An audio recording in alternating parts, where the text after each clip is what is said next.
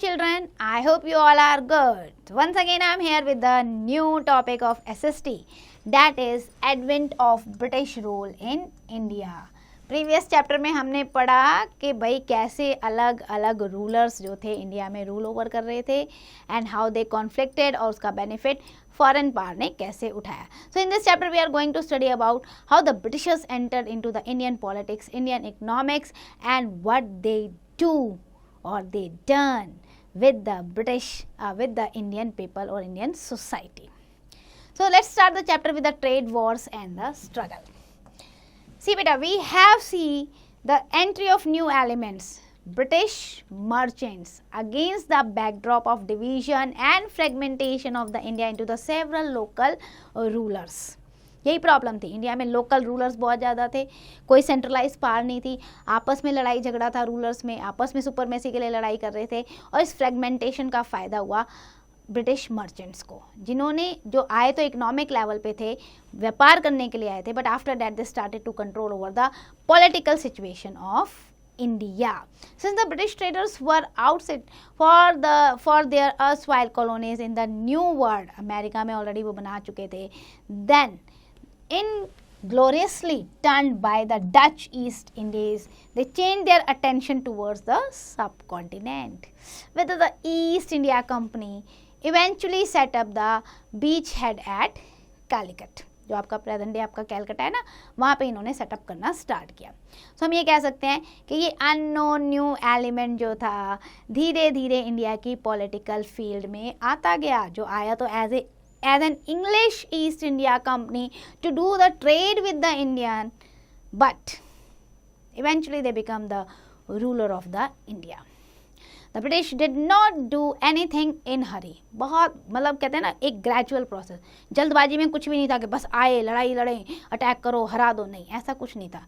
एक ग्रेजुअल और diplomatic process उन्होंने अपनाया. They proceeded very carefully, gaining familiar with their new environment. आप किसी भी नई जगह पे जाते हो, पहले उसको समझो, ऑब्जर्व करो, अंडरस्टैंड करो, फिर अकॉर्डिंग टू डैट अपनी स्ट्रैटेजी को अपनाओ. और यही किया ब्रिटिशर्स ने भी. विद इन द 20 ईयर्स वो उस न्यू एनवायरनमेंट को समझते गए and the big portion of the country came under the direct control of the British east India trading company 20 साल के अंदर. एंड साइमल्टेनियसली जो आपका ट्रेडिंग कंपनीज थी अदर यूरोपियन कंट्री की, हॉलैंड की, पोर्चुगल, फ्रांस, डेनमार्क, वो भी धीरे धीरे आते गए इंडिया में. उन्होंने भी अपनी ट्रेडिंग कंपनीज को इस्टेब्लिश किया यहाँ पे, बट ब्रिटिशर्स जो थे वो धीरे धीरे डोमिनेंट होते गए. सो let's start the European settlement with the Portuguese. The Portuguese in 1502 they had set up the factory, and this factory was set up by the Vasco da Gama, who has discovered the sea route to India in 1492. Then 1503 में it was followed by one more setup by the Alfonso, and Alfonso was the founder of the Portuguese Empire in India. So हम ये कह सकते हैं then Alfonso के बाद Almeida the first governor वो succeeded by him in 1509. Then he occupied the Goa in 1510 AD. तब जाके गोवा इनको मिला. गोवा किसके पास था उस समय? बीजापुर रूलर के पास था.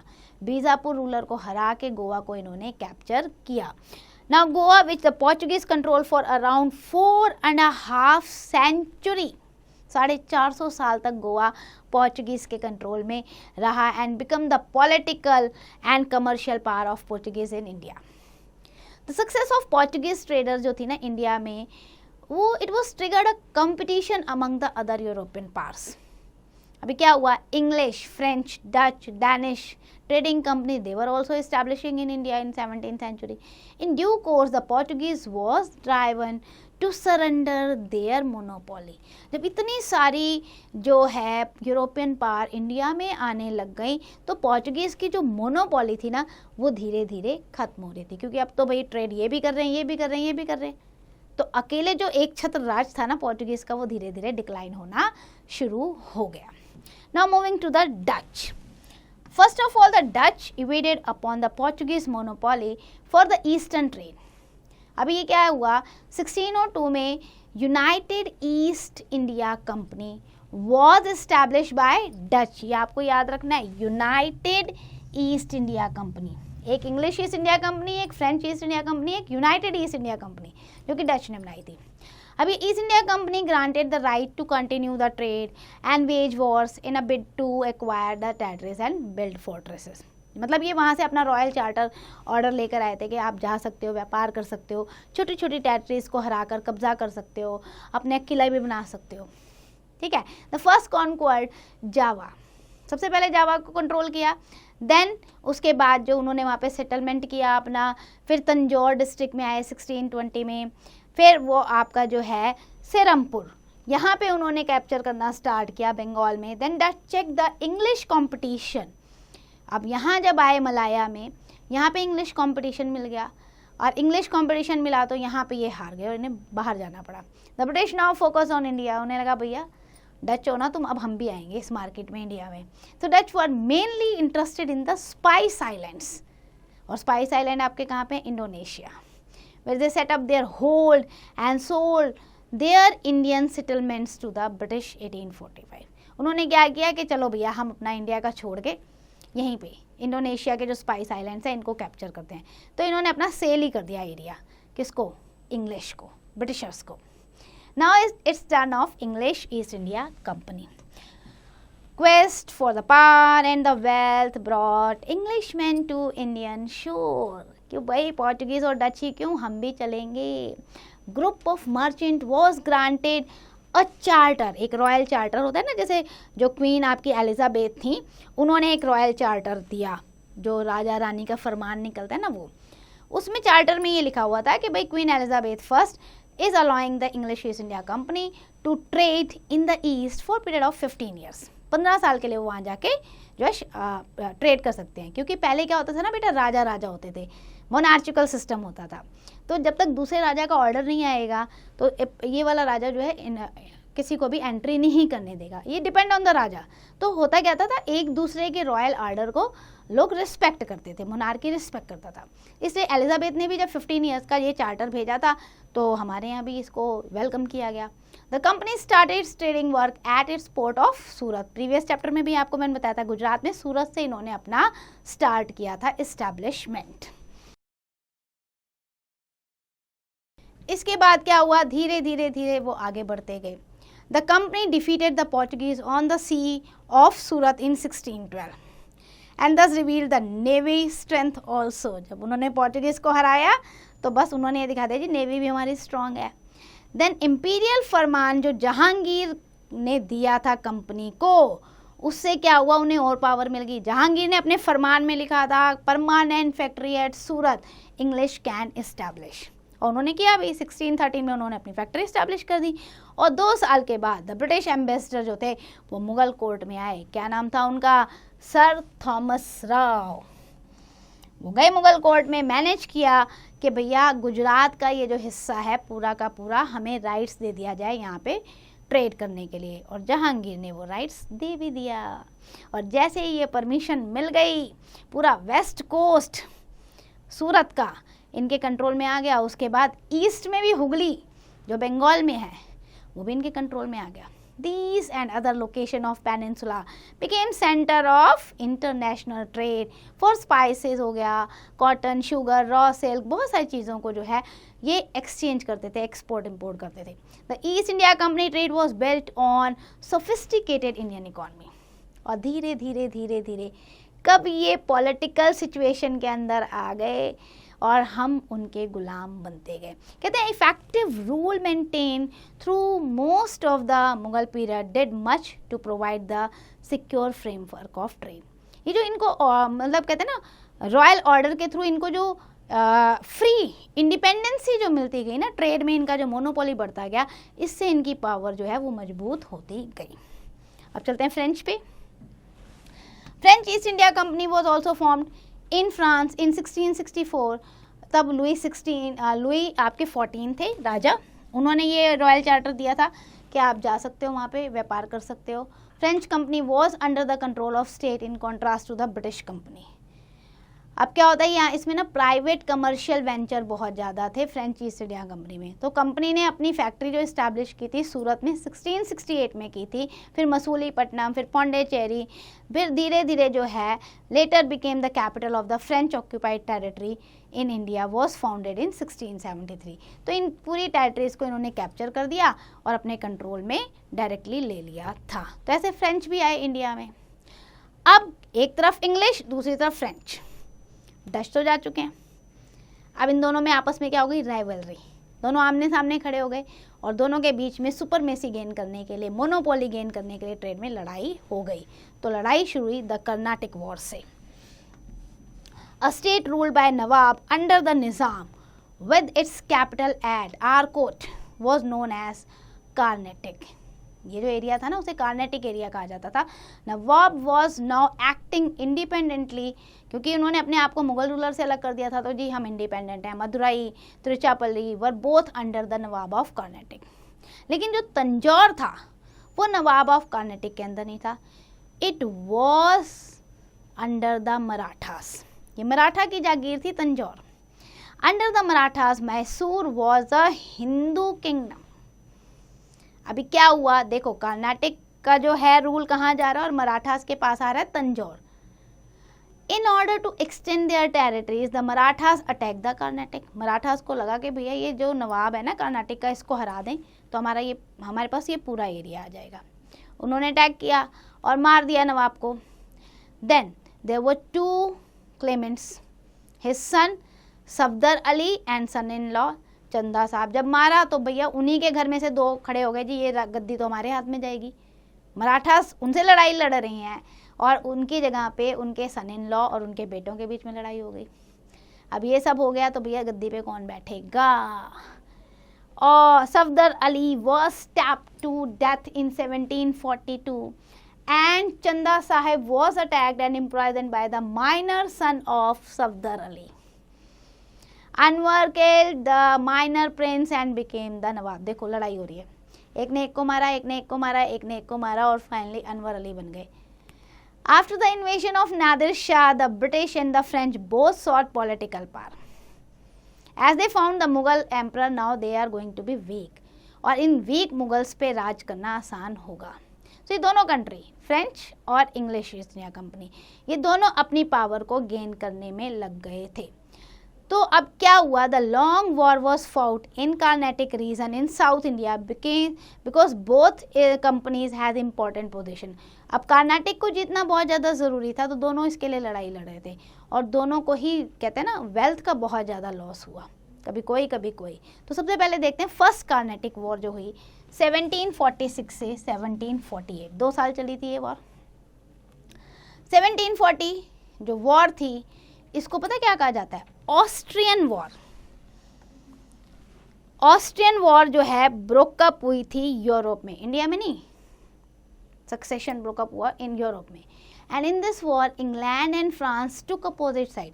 जो यूरोप में ऑस्ट्रियन वॉर हो रही है वहां पे भी इंग्लैंड और फ्रांस एक दूसरे के अपोजिट में खड़े थे और यहाँ भी कर्नाटिक वॉर में। And this naturally resulted the war between the English and French. भाई यहाँ पे भी, भाई वहाँ पे भी लड़ रही हैं तो यहाँ पे भी आपस में दोनों एक दूसरे के दुश्मन हो गए।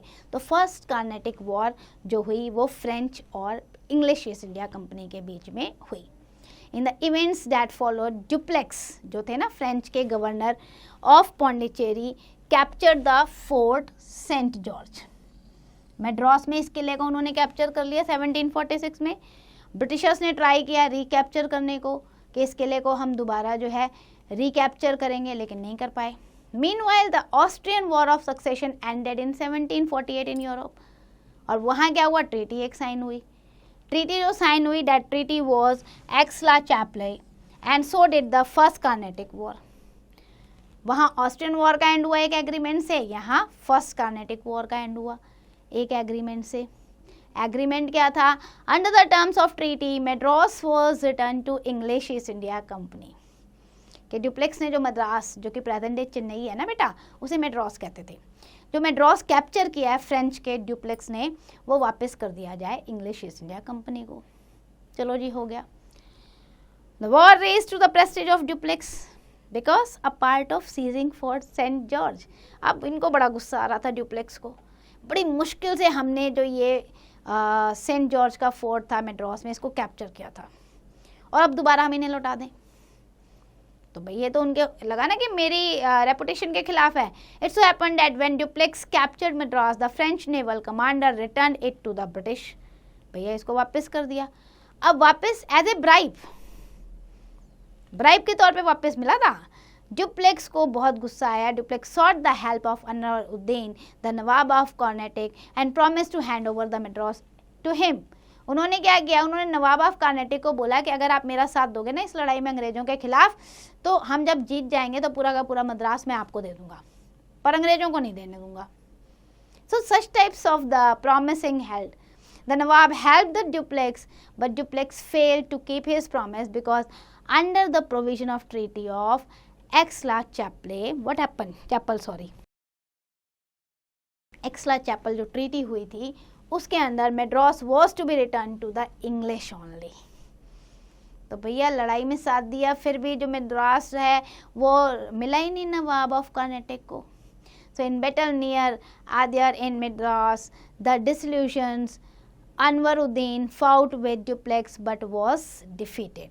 हार हो गई दोनों की और ये इंग्लिश के पास चला गया मेड्रास। ये तो फर्स्ट कर्नाटिक वॉर हुई। अब सेकेंड कर्नाटिक वॉर भी इमर्ज हुई 1748 से 1754 तक। It was an unofficial war, ये ऑफिशियली डिक्लेयर नहीं हुई थी, लेकिन it was fought between the trading companies of England and France. Trading company के बीच में लड़ाई हो गई। हुआ क्या था, at a time when there was a peace between the two part, कि भैया अब एग्रीमेंट साइन हो गया, अब दोनों के बीच में शांति रहेगी, कोई लड़ाई झगड़ा नहीं। निज़ाम असफ जहाँ जो थे वो 1748 में मर गए। The throne of Hyderabad was fiercely contested by the son Nasir Jung. फिर नासिर जंग के बाद उनके ग्रैंडसन मुजफ्फर जंग। तो यहाँ इंडिया में तो प्रॉब्लम ये थी ना, थ्रोन जो था, सिंहासन, पावर, गद्दी, वो उसके पीछे बहुत लड़ाई होती थी, hierarchy system. So this resulted in the civil war, कि अब ये देखो नासिर जंग बना, फिर उनके बाद उनके ग्रैंडसन बन रहे हैं, तो सिविल वॉर स्टार्ट हो गई थी। Ambitious French governor Dupleix seize this opportunities and provide help to the Chanda Sahab, son-in-law of Dost Ali and Muzaffar Zangs with his well-trained French army। चंदा साहब की हेल्प कर दी उन्होंने, जी आप बनो, आप ले लो गद्दी। And they succeeded in installing Muzaffar Jang as a Nizam and Chanda Sahab as a Nawab of Karnataka after the Anwaruddin। तो ड्यूप्लेक्स की हेल्प से इन दोनों को गद्दी मिल गई। अब in return the French received many grants. अब जब दोनों को गद्दी मिल गई तो चंदा साहब ने भी फ्रेंच को बहुत सारे ग्रांट देने शुरू कर दिए और मुजफ्फर जंग ने भी बहुत सारी जो है फैसिलिटीज़ देनी शुरू कर दी। ट्रेड मोनोपोली जो है साउथ इंडिया की फ्रेंच के पास आ गई, क्योंकि ड्यूप्लेक्स उन्हें सपोर्ट कर रहे थे। The growing influence of the French, भैया this was threaten to the British trade in Karnataka. Britishers को ये पसंद नहीं आया कि ड्यूप्लेक्स की हेल्प वहाँ के लोकल रूलर कर रहे हैं और धीरे धीरे फ्रेंच जो है मोनोपोली गेन कर रहा है, डोमिनेंस। अब ब्रिटिशर्स ने इनसे लड़ाई तो लड़नी थी। ब्रिटिशर्स ने भी क्या किया, वही फ़ायदा उठाया। उन्होंने भी क्या किया, मोहम्मद अली जो थे the son of latter nawab of Anwaruddin, उनको बोला जी राजा तो आपको बनना चाहिए था, you should become the nawab, we are going to help you. लड़ाई लड़ते हैं। The British force led by daring Robert Clive, और उस समय ब्रिटिशर्स के जो गवर्नर जनरल थे रॉबर्ट क्लाइव थे। He attacked the occupied Arcot and the capital of Karnataka। बस उन्होंने क्या किया, अनवरुद्दीन के बेटे को हेल्प किया, मोहम्मद अली को, और सेना अपनी तैयार एक स्ट्रॉन्ग सेना के साथ अटैक कर दिया और उन्होंने पूरा का पूरा कर्नाटक की जो कैपिटल थी आरकोट उसको ले लिया। फ्रेंच डिफीट हुए, चंदा साहब उनको मार दिया गया। Mohammed Ali was made the nawab of Karnataka and the British were now in total control of Karnataka. यानी कि हार हो गई फ्रेंच की और चंदा साहब मारे गए, तो अब कंट्रोल किसके हाथ में आ गया, ब्रिटिशर्स के हाथ में आ गया। तो ये सेकेंड वॉर जो कर्नाटक की हुई थी फिर से ब्रिटिशर्स के कंट्रोल में पहुंच गई। हालांकि ड्यूप्लेक्स ने बहुत ट्राई किया to regain his lost glory, but the war between two companies came to an end after the signing of the treaty of Pondicherry. दूसरी ट्रीटी साइन करनी पड़ी, in which the British and the French restore territories captured from each other, जिसमें ये हुआ कि अच्छा तुम अपनी टेरिटरी ले लो, तुम अपनी टेरिटरी लो, लड़ाई खत्म करो, जो पहले तुम्हारे पास थी तुम रखो, जो तुम्हारे पास थी तुम रखो। तो मतलब एक्सपेंशन नहीं हो पाया। अब it resulted into the third Carnatic war.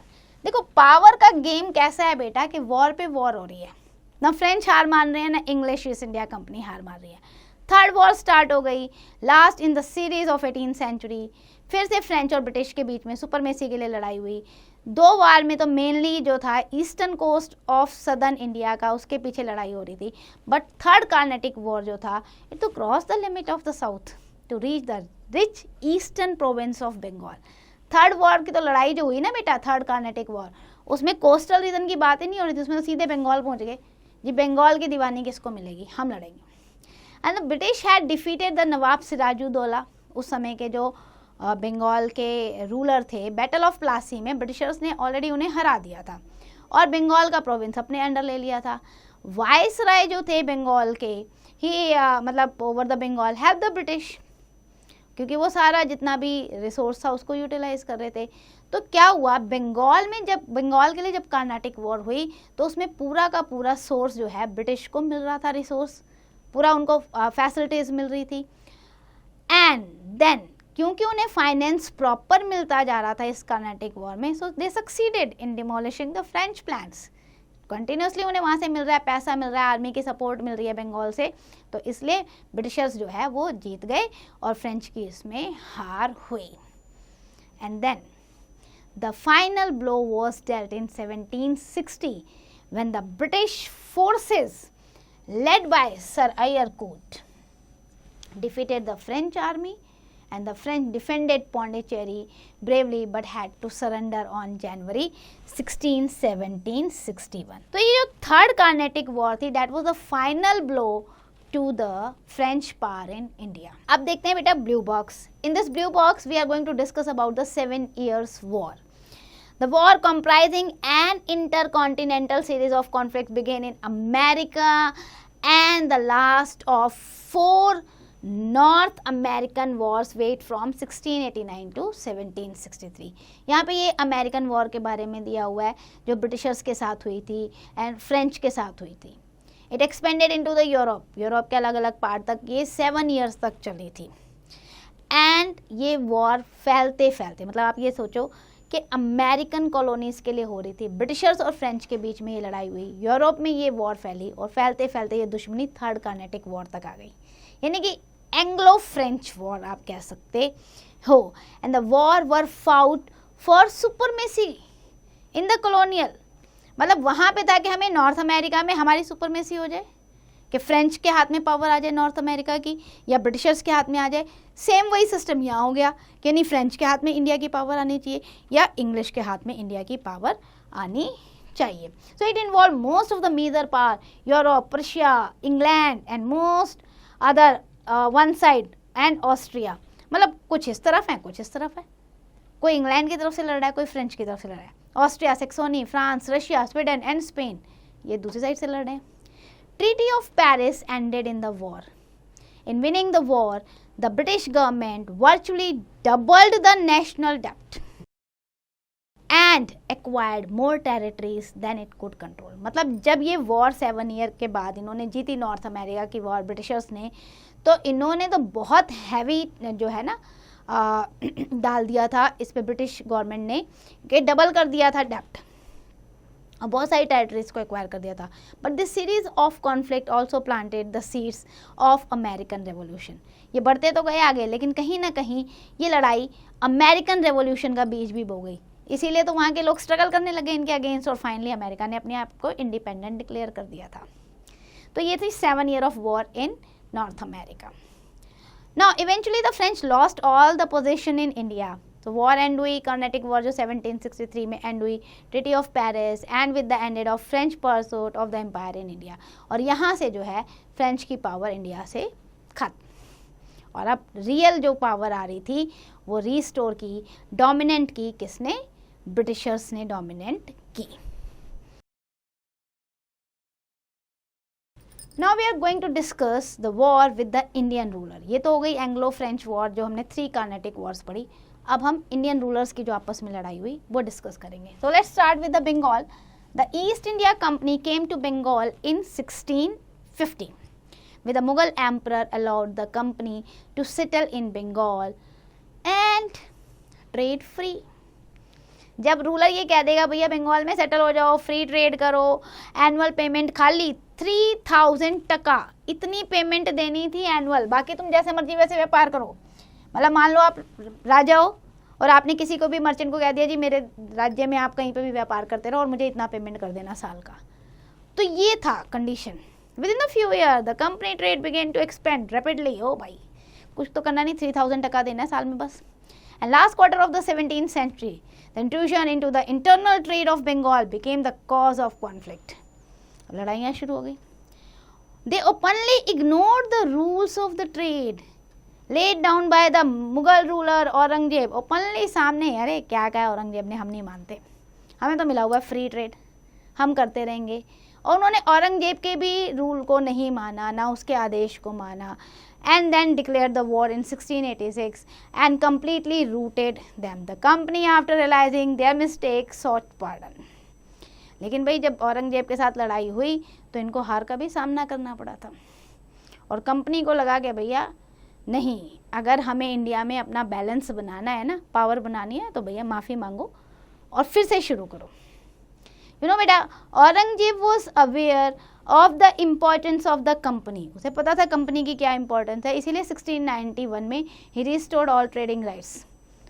उसे ये था कि भाई कंपनी को हम दे तो रहे हैं पावर, लेकिन इसका मतलब ये नहीं है कि भाई टोटल पावर ले लें. तो उन्होंने कंपनी के पावर को रिस्टोर कर लिया. It was allowed to purchase the zamindari rights over 3 villages, Kolkata, then आपका आता है Sutanati and then Govindpur. And Job जो थी आपकी, Job Charnock had laid the foundation of Calcutta at Sutanati by setting up a factory named Fort William. इस Fort William नाम रखा था उन्होंने इस फैक्ट्री का. तो कहने का मतलब ये है कि अब ब्रिटिशर्स को ये लगता था कि हमें स्टेप बाय स्टेप जो है प्रॉपर स्ट्रैटेजी के साथ रूल ओवर करना है, डिप्लोमेसी अपनानी है. सो अली वर्दी खान जो रूलर थे बंगाल के, he was very wise and able administrator. He was succeeded by his grandson Sirajuddaulah 1756 में. अब सिराजुद्दौला जो थे वो यंग नवाब थे and protested vehemently against the unlawful activities of company. उन्होंने मना कर दिया कंपनी के ट्रेड को कि भैया जो आप ये ट्रेड कर रहे हो ना प्रॉपर तरीके से आप नहीं कर रहे, आप तो जहाँ मर्जी जैसे मर्जी वैसे रूल से कर रहे हो, हमारे रूल्स को फॉलो नहीं कर रहे हो. तो उन्होंने कंपनी के एक्सपेंशन को कंट्रोल करना शुरू कर दिया. अब उसमें क्या था मेनली, जो अनऑथराइज फोर्टिफिकेशन, आप कहीं पे भी जाके किसी भी एरिया को किलाबंदी कर दे रहे हो, ज़मीनें हमारी, आप क्यों बनाओगे फोर्ट. जैसे फोर्ट विलियम बनाया था, उन्होंने बोला ये इलीगल प्राइवेट स्टेट है, ये तो बिल्कुल इलीगल है. एंड अब्यूज़ ऑफ रॉयल फरमान, आप तो रॉयल फरमान जो है हमारा जो शाही आदेश आ रहा है उसको बिल्कुल इग्नोर कर रहे हो, हम ऐसे फोर्टिफिकेशन को नहीं मानते, आप इसे हटाओ. The nawab sent several diplomats to Calcutta for amicable settlement of the dispute. लेकिन इंग्लिश उन्हें लग रहा था ऐसे ही बोल रहे, नहीं मानते. इंग्लिश उनके किसी रॉयल फरमान को नहीं मान रहे थे. And this inflame the nawab's temper. अब नवाब को गुस्सा आ गया, उन्होंने बोला बहुत हो गया. Now he ordered his forces to occupy the Kasim Bazar factory, कि जाओ इनकी फैक्ट्री को ऑक्यूपाई कर लो. उन्होंने अपनी फोर्स भेज दी. और after the factory chief surrendered the Nawab March upon Calcutta and captured it. जब ये हो गया उसके बाद वो कैलकाटा गए, वहाँ पे जो है उन्होंने अपना एरिया को कैप्चर किया नवाब ने. सिराजुद्दौला ने क्लियरली मना कर दिया कि आपके अनलॉफुल तरीके से व्यापार जो है बंगाल में नहीं होगा. The British in Bengal sent urgent appeals to the Madras reinforcement. Robert Clive जो थे उन्होंने क्या किया, he was sent to Calcutta with admiral Charles Watson. They recovered Calcutta. Robert Clive आए, अपनी सेना के साथ आए, with diplomacy with other thing. उन्होंने कैलकाटा को जो है रिकवर्ड किया जनवरी 1757 में and declare the manifesto of war against the nawab. उन्होंने डिक्लेयर कर दिया जी कैलकाटा हमारा है, आपको नहीं अच्छा लगता तो लड़ाई लड़ेंगे. सिराजुद्दौला के साथ उनकी लड़ाई हुई.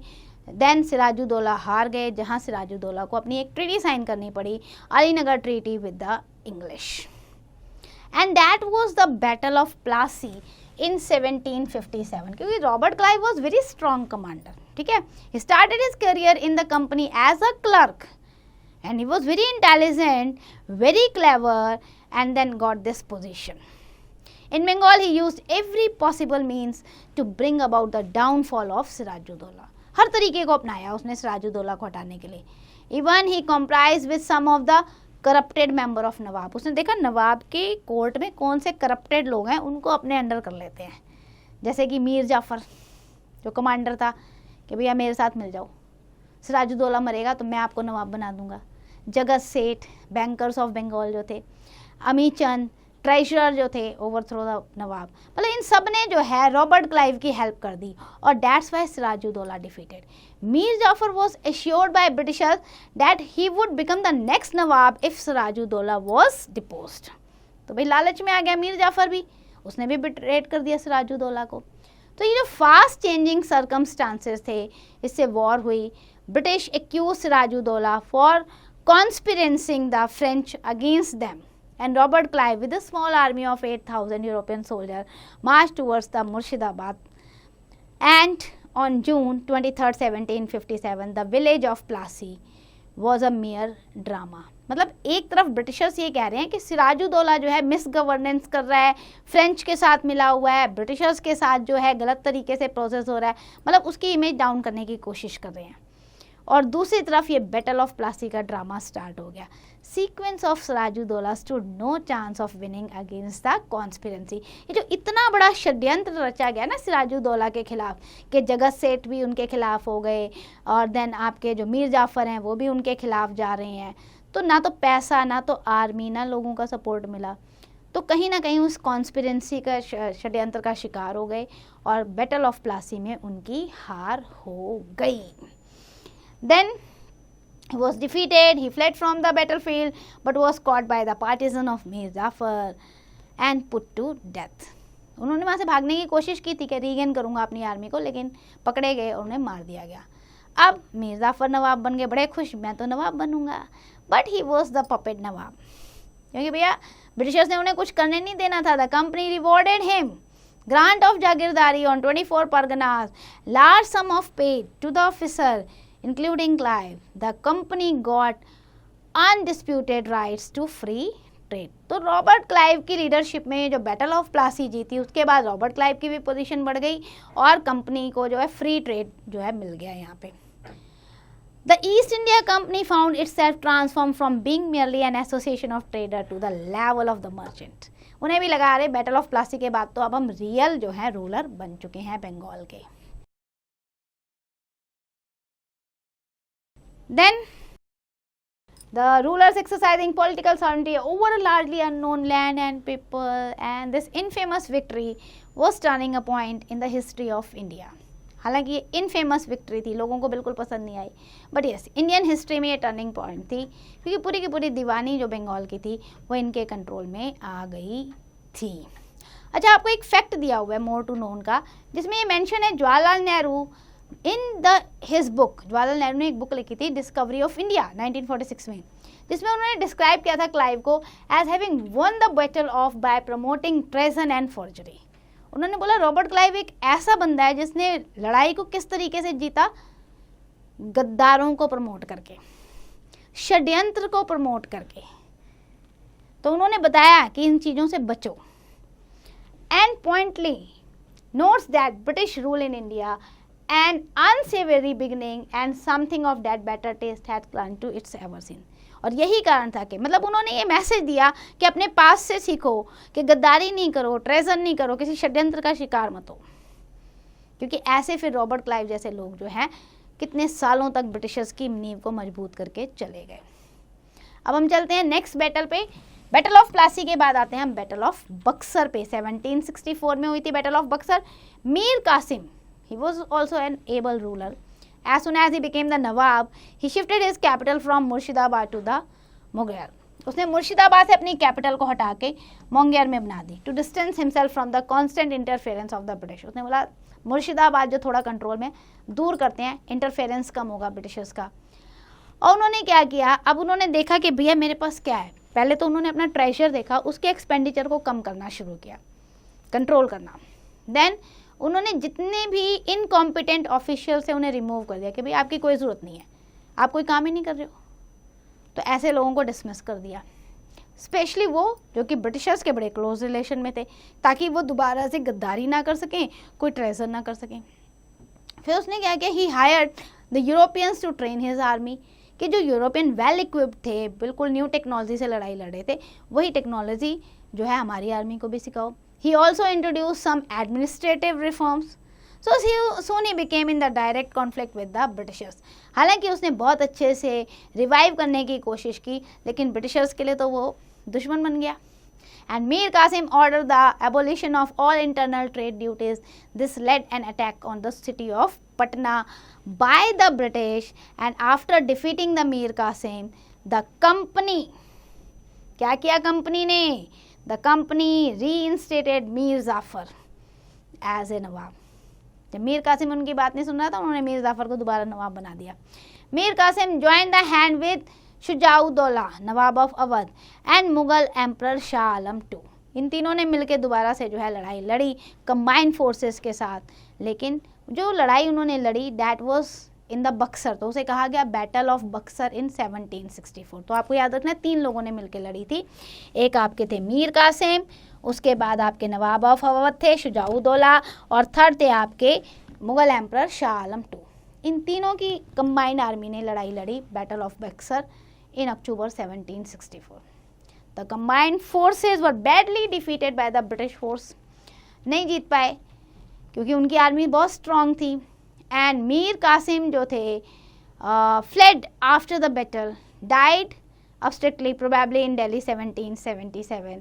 नवाब ऑफ अवध शाह आलम, इन दोनों ने सरेंडर कर दिया। The war came to an end by the treaty of Allahabad, ये एग्रीमेंट साइन हुआ treaty of Allahabad. The British obtain the right to collect the land revenue in Bengal, Bihar and Odisha. तीनों की दीवानी इनके पास आ गई। Robert Clive was appointed as a governor and commander in chief in English army in Bengal in 1765। So Robert Clive की तो बहुत ज़्यादा प्रमोशन हो गई। अब यहाँ देखो आपको दिए हुए एक incidence, Mir Jafar is also double crossed by the British. Double cross तो हो गई बेटा, जब आप अपने कहते हैं ना अपने देश के नहीं हुए तो दूसरे देश वाले आपको क्या पूछेंगे। तो डबल क्रॉस हुआ मीर जाफर के साथ, क्योंकि उसने सिराजुद्दौला के साथ बिट्रे किया था। हुआ क्या, during the 3-year rule of Mir Jafar the company official extorted money from the nawab and siphoned off huge sums from the treasury। जब उसे गद्दी पे बिठाया ना तो ये भी दे दो, ये भी दे दो, ये भी दे दो, पूरा खजाना उसका खाली करने लग गए थे। harassed by the British, वो harassed हो रहा था, hard pressed for funds and facing a revolt in his front। अब जब उसका फंड खाली होता जा रहा है, खजाना खाली होता जा रहा है, मतलब वो कुछ कर ही नहीं पा रहा, जो ब्रिटिशर्स कह रहे हैं वो उसे करना पड़ रहा है, तो भाई लोग भी उसके खिलाफ हो गए। It is not surprising that Mir Jafar began to turn against the company. अब उसे गुस्सा आने लग गया कि भाई मेरे पास तो कुछ नहीं बचा, मुझे तुमने नवाब किस लिए बनाया, सारा खजाना तो तुम लूट ले रहे हो और लोग मेरे खिलाफ हो रहे हैं, मैं अपने लोगों का भी मतलब कॉन्फ्लिक्ट झेल रहा हूँ, प्रोटेस्ट झेल रहा हूँ, और तुम लोग भी मुझे कुछ नहीं दे रहे हो। तो मीर जाफर क्या हुआ, अंग्रेजों के खिलाफ हो गया। This only provided the British an opportunity to replace him with the Mir Kasim. उन्होंने कहा ठीक है तुम हमारे खिलाफ हो रहे हो, तो जैसे हमने सिराजुद्दौला को हटाया तुम्हें भी हटा देते हैं। मीर कासिम को हटाकर उन्होंने मीर जाफर को हटाकर उन्होंने मीर कासिम जो उनके सन इन लॉ थे उनको बैठा दिया गद्दी पे। तो डबल क्रॉस हुए ना वो मीर जाफर। इसलिए लेसन क्या मिलता है, never betrayed with your own country. अब चलते हैं हम dual system of government. The ground for the establishment of British sovereignty in Bengal was laid by the Battle of Buxar in 1764। अब ये इनके हाथ में आ गई। अब क्या हुआ, second time in 1765 Robert Clive was made the governor of Bengal. दूसरी बार बने वो governor. And the company acquired both nizamat and whereas diwani, दोनों मिल गया इलाहाबाद ट्रीटी के बाद कि रेवेन्यू भी आप कलेक्ट कर सकते हो और एडमिनिस्ट्रेशन भी आप कर सकते हो। अब पूरी आ गई उनके पास, बंगाल भी आ गया, बिहार भी आ गया, उड़ीसा भी आ गया। अब इन तीनों को संभालना तो मुश्किल नहीं था, मतलब मुश्किल था ना, इतना बड़ा टास्क मिल गया। Thus he decided to give the responsibility of revenue collection to the Indian. Dual government बना दी उन्होंने, क्योंकि रॉबर्ट क्लाइव को लगा इतने बड़े एरिया को अकेले संभालना मुश्किल है। तो जो रेवेन्यू कलेक्शन था, टैक्स कलेक्शन के लिए उन्होंने ऑफिशियल अपॉइंट किए, लेकिन वो इंडियन थे, उनको अपॉइंट किया। And he appointed 2 deputy diwans who were mainly responsible for carrying out the work of diwani. तो 2 डिप्टी दीवान कर दिए। So in this way Robert Clive introduce the dual system of government. जहाँ रियल पावर जो है वो कंपनी के हाथ में है, लेकिन रिस्पॉन्सिबिलिटी जो है एग्जीक्यूट जो कर रहे हैं वो इंडियन ऑफिशियल या इंडियन एजेंसीज कर रही हैं। तो इस तरीके से ड्यूअल सिस्टम इंट्रोड्यूस किया गया रॉबर्ट क्लाइव के द्वारा। So that's and for the chapter, let's do the quick revision. So what important points we have discussed in this chapter? First of all, we have discussed English East India Company was formed in 1600. Then they established their first factory in Surat in 1601. Then John Hopkins and Thomas Rao, they were the two ambassadors who visited the Jahangir's court in 1606 and then 1615 respectively. Then we have discussed about the Carnatic Wars. 3 Carnatic Wars fought between the English East India Company and the French India Company. The Battle of Plassey was fought between the British and Sirajuddaula in 1757. After that, we have discussed Warren Hastings became the first Governor General of India. ये नाम आपको याद करके रखना है बेटा. So that's end for the chapter. I hope you understand each and every topic. Now it's your turn. Do the exercise carefully.